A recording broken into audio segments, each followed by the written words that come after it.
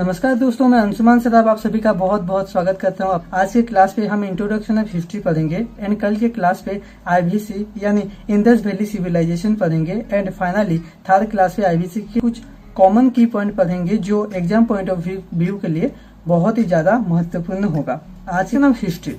History होता क्या है, ये हमारे जीवन में क्या असर डालता है, हमारे इतिहास से क्या सीखने को मिलता है, ये सारे कंफ्यूजन दूर होगा। बस आप मेरे चैनल से जुड़े रहिए और मेरे सारे वीडियो देखते रहिए। हिस्ट्री एक कॉमन सब्जेक्ट है जिसे हम अपने स्कूल लाइफ में पढ़ चुके हैं। थोड़ा बहुत आइडिया है हमारा, बट कॉम्पिटिटिव एग्जाम में थोड़ा बहुत आइडिया से कुछ काम नहीं बनने वाला। इसको हमको रूट पॉइंट से पढ़ना होगा। तो चलिए पढ़ाई की भूख के साथ आज का नया चैप्टर शुरू करते हैं। तो चलिए दोस्तों, हिस्ट्री चैप्टर शुरू करने से पहले कुछ हिस्ट्री का कुछ इंपोर्टेंट पॉइंट मैं आपको बता देना चाहता हूँ कि जैसे देखिए हिस्ट्री को कौन बनाया, ऐसे माइंड में बहुत ख्याल आ रहे होंगे आप सभी का कि देखिए जिसको हिस्ट्री ऑफ फादर किसे कहते हैं। हिस्ट्री ऑफ फादर बोलते हैं हेरोडोटस को and pre history of father बोलते हैं रॉबर्ट ब्रूस फुटे को। इसके बारे में डिटेल में आपको बाद में बताऊंगा। फिलहाल के लिए इतना जान लीजिए क्योंकि आज का इंट्रोडक्शन क्लास है इसलिए। और एक बहुत ही इंपॉर्टेंट चीज है कि आप हिस्ट्री में बहुत सारे बीसी एडी को देखने को मिले। बीसी होता है क्या, एडी क्या होता है। ओके, मैं आपको सिंपल सी भाषा में आपको बताना चाहता हूँ। जो बीसी होता है ना वो बिफोर ख्रीस्ट होता है एंड एडी जो होता है वो आफ्टर ख्रीस्ट होता है। इसका यूज किसे करेंगे मैं बताऊंगा अभी। बीसी क्या होता है, बीसी होता है बिफोर ख्रीस्ट।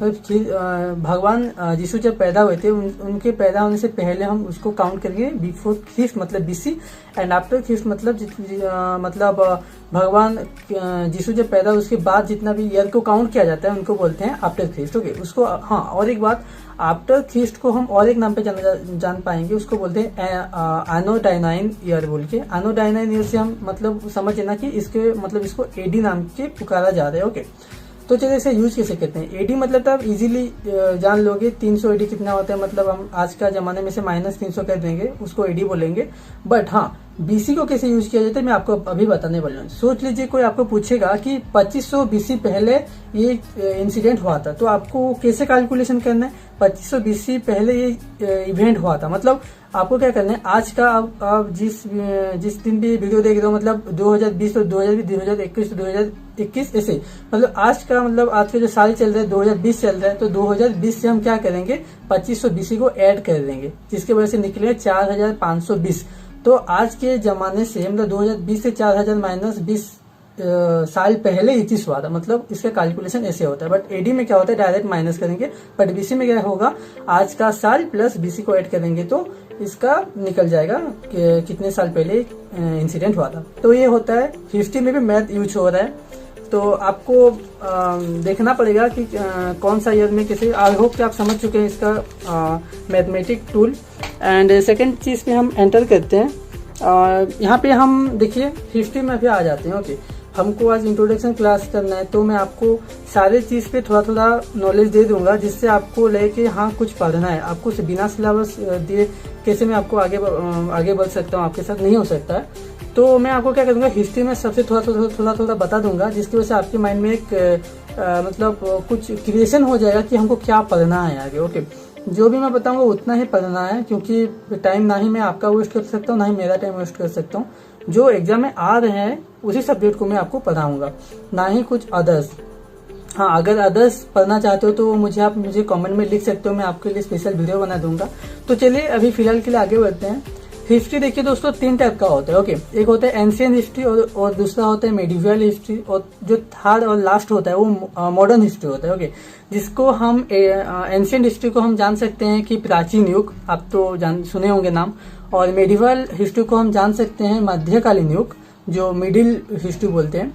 और मॉडर्न हिस्ट्री जो कि आधुनिक हिस्ट्री, मतलब जो अभी भी हुआ है, मतलब 203 मतलब 150-200 साल पहले, वो मॉडर्न हिस्ट्री में कैलकुलेट किया जाएगा। ओके, तो इसी को लेकर आगे चलते हैं। एंशियंट हिस्ट्री के बारे में थोड़ा बता दूंगा, मेडिवल हिस्ट्री के बारे में थोड़ा बता दूंगा आपको, मॉडर्न हिस्ट्री के बारे में थोड़ा बता दूंगा, क्योंकि हम शुरुआत करने से पहले थोड़ा नॉलेज दे दूंगा, जिसकी वजह से क्या होगा, आपको पढ़ने में इंटरेस्ट होगा। मेरे वीडियो बनने से पहले आप थोड़ा पढ़ लोगे तो आपको समझने में बहुत ईजी होगा।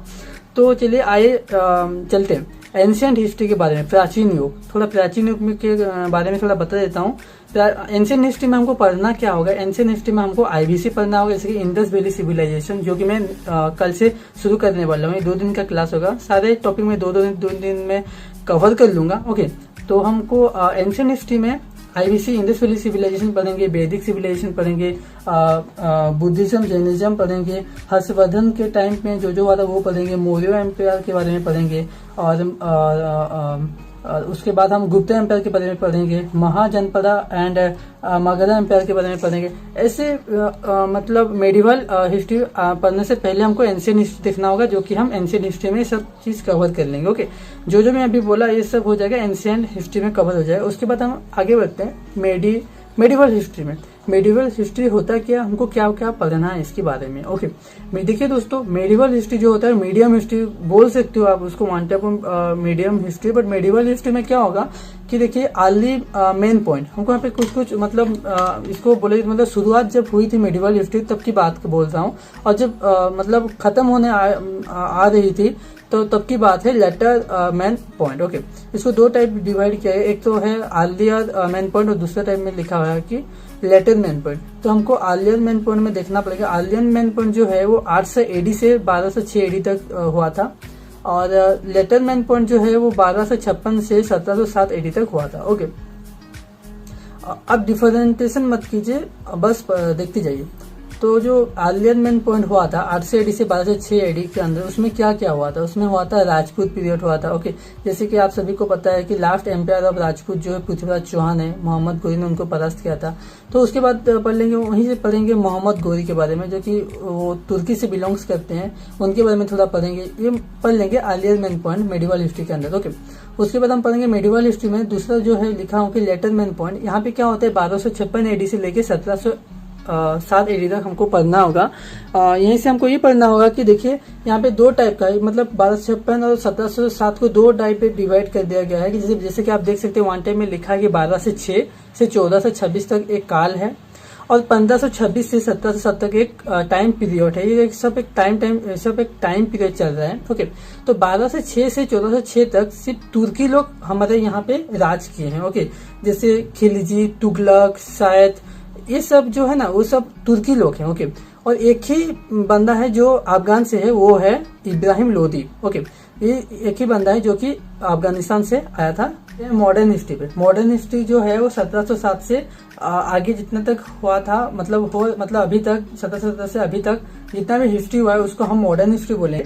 और मॉडर्न हिस्ट्री में कुछ की पॉइंट हमको बहुत जानना बहुत जरूरी है, जैसे कि मतलब औरंगजेब 50 साल तक वो शासन किए थे। ओके, फिर 1757 में ब्रिटिश आ गए थे हमारे भारत में, जैसे कि तब उसके बाद मतलब बैटल ऑफ फालसी हुआ था 1757 में, वहाँ पे फीमिन आ गया था, सूखा आ गया था। देन और कुछ की पॉइंट है, जैसे कि 1764 में बैटल ऑफ बॉक्सर हुआ था। ओके, ऐसे ही मतलब, और 1765 में जैसे कि आलिफ शाहन और ब्रिटिश के बीच एक संधि हुआ था, जिसे ट्रिकी संधि बोलते हैं। और ट्रिकी ऑफ इलाहाबाद भी, ये बहुत कम बच्चे जानते हैं, ट्रिकी ऑफ इलाहाबाद भी हुआ था हमारे इंडिया में, और इंडिया का सबसे बड़ा ट्रिकी बोला जाता है इसको। ऐसे ही आपको कुछ पॉइंट बता दे रहा हूँ, जैसे कि 1757 से 1857 तक इंडिया, मतलब जितना ब्रिटिश है, फिरंगी लोग जितने भी थे, वो हमारा भारत का सारा स्टेट कैप्चर कर चुके थे। तो ऐसे ही मॉडर्न हिस्ट्री में हमको ये सब देखने को मिलेगा।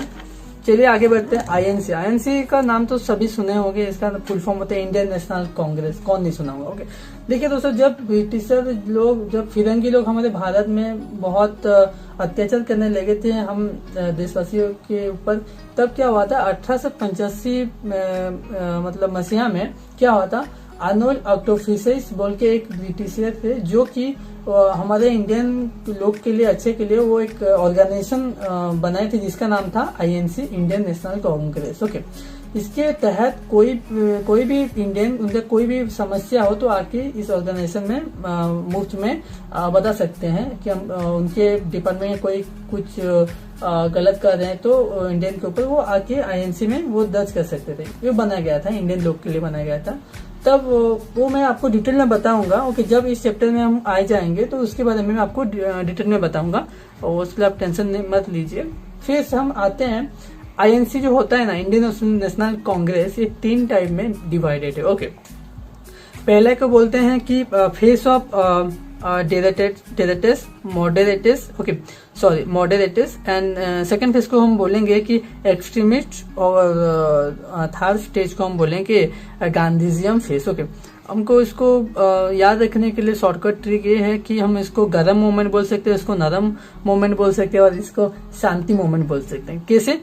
इस मतलब पहला फेज जो था वहां पे सब कोई गुस्से हो गए थे, और इंडियन नेशनल कांग्रेस ऑर्गेनाइजेशन की वो मैं बताऊंगा आपको, जब ये टॉपिक में आएंगे बताऊंगा। उसके बाद नरम मूवमेंट कैसे थोड़ा सब कोई शांत हो गए थे, इसलिए सब प्यार से मतलब एक बार रिक्वेस्ट करके बोले, इसलिए नरम मूवमेंट बोला। शांति मूवमेंट जब सब कोई गांधी जी के नेतृत्व से सब कोई चलने लगे तो उनके हिसाब से इसको शांति मूवमेंट बोला है। ये बस आपको हिंट्स दे रहा हूँ, जैसे कि आपको कुछ दिक्कत ना हो समझने में, आपको इंटरेस्ट लगे पढ़ने में, इसकी वजह से। ओके, और कुछ पॉइंट की पॉइंट जान लेते हैं। जैसे 1905 में बंगाल एक स्टेट बनाया गया था। कौन बनाए थे बंगाल को? नहीं, लॉर्ड क्यूजन बोल के एक ब्रिटिशर थे, वो बनाए थे।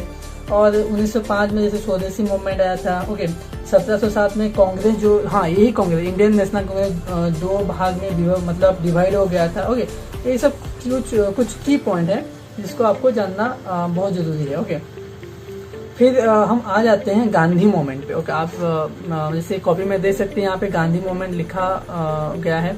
तो गांधी मूवमेंट जो है वो 3 टाइप का। ओके, एक तो नॉन कोऑपरेशन मूवमेंट है, दूसरा जो है सिविल डिसोब्लिगेशन मूवमेंट, और थर्ड जो है क्विट मूवमेंट है। आप देख सकते हैं शताब्दी यहाँ पे लिखा गया है 1920 से 1922, और यहाँ पे 1930 से 1934, और यहाँ पे 1942 में क्विट मूवमेंट हुआ था। ओके, इसके बारे में हम थोड़ा बोल देता हूँ, मैं थोड़ा बोल देता हूँ कि इसको हम असहयोग आंदोलन बोलते हैं। ओके, और याद रखने के लिए, और इसको मतलब जैसे देखिए यहाँ पे एक टॉपिक एंटर करता हूँ, जैसे कि फादर ऑफ पाकिस्तान मोहम्मद अली जिन्ना को बोला जाता है, और ये डायरेक्टली एक्शन ले लिए थे कि जो मोहम्मद अली जिन्ना है 16 दिसंबर 1916 को क्या किए थे कि to divide to Hindu and Muslim, India में भारत और हिंदू मुस्लिम को अलग करने के लिए एक नया मतलब देश बनाने, पाकिस्तान एक देश होगा और इंडिया से अलग होने के लिए कि ये बनाए थे, और उनके हिसाब से ही तो भारत और पाकिस्तान अलग अलग हुए, वरना सब कुछ एक ही था, भारत था। तो इसी के चलते आज का वीडियो यहीं पे समाप्त करते हैं।